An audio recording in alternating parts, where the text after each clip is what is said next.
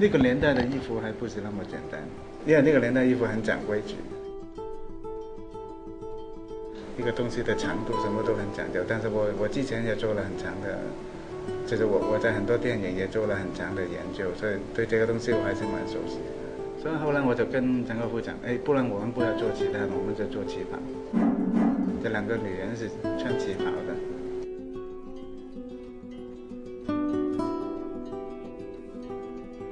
这种感觉后来发觉还蛮好的。我的造型，我的衣服，所有的任何一样东西，都是为这个人物服务的。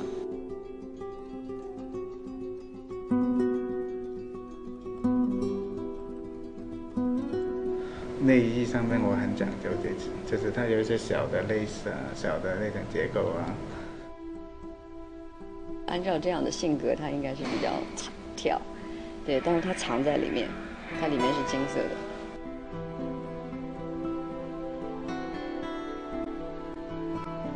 军服我就体现在它的 cutting 剪裁。我喜欢，第一次看到在我们内地的电影当中，就这一类的人物有这样的